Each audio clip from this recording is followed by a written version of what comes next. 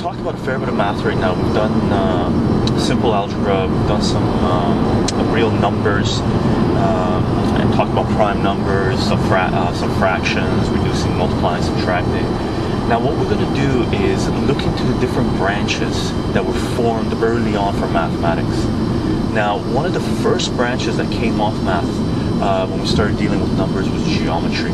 Now geometry was our attempt to understand the physical world around us, how things were put together, what type of shapes we were dealing with, how we could make things.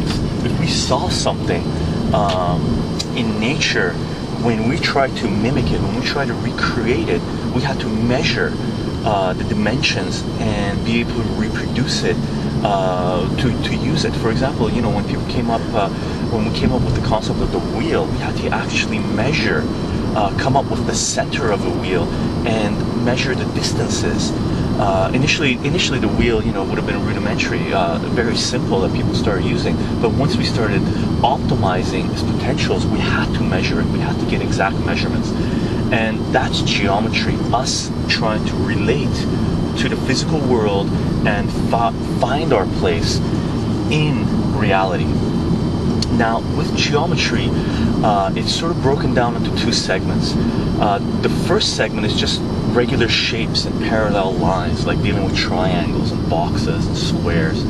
And they don't have any coordinate planes associated with them. Like, there is no reference point.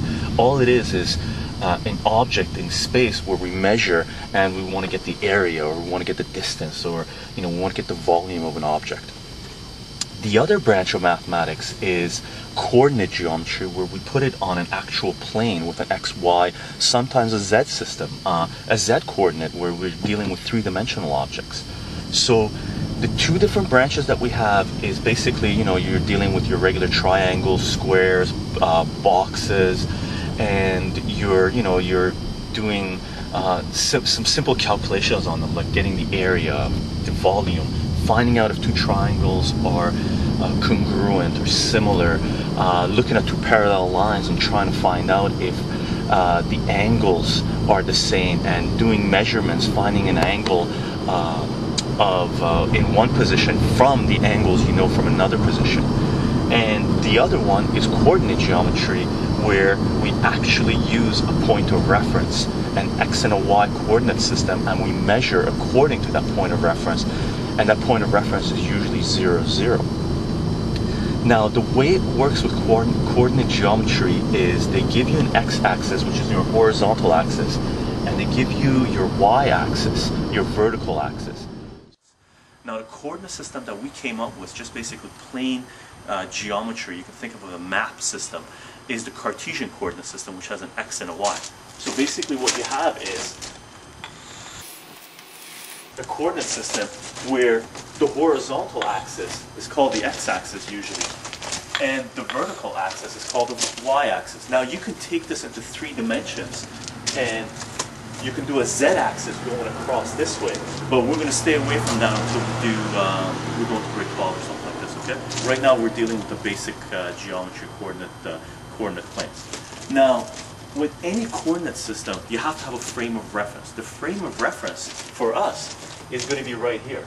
So this location here is going to be called 0, 0. And from here, if you go off in this direction, you're going to go in the positive x direction. If you go off in this direction, you're going to go in the negative x direction.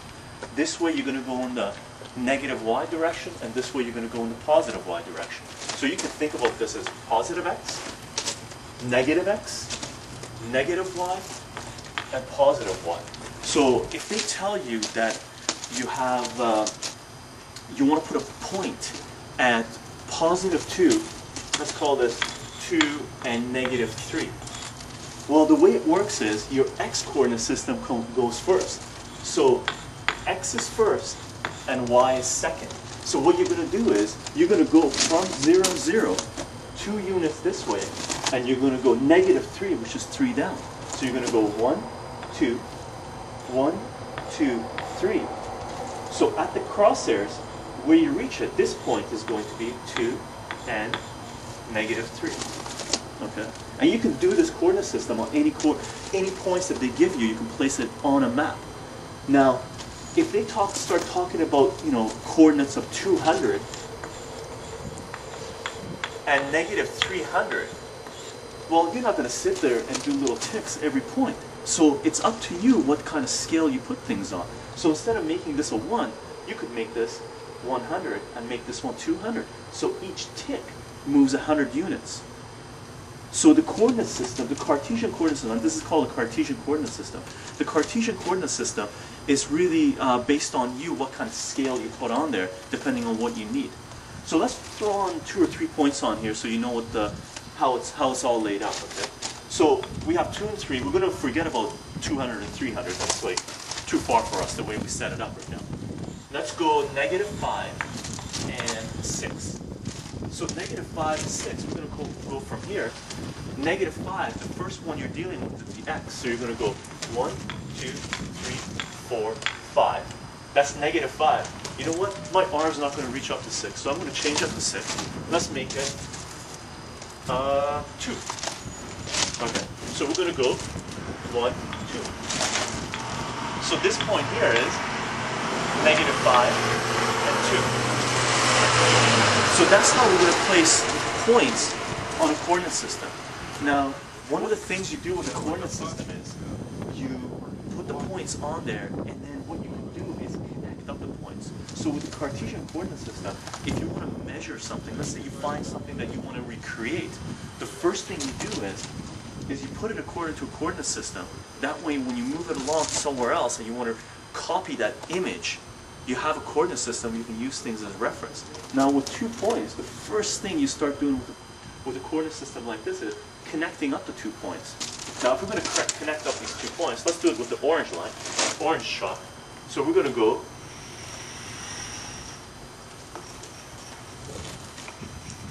so all you need to be able to create a line is 2 points.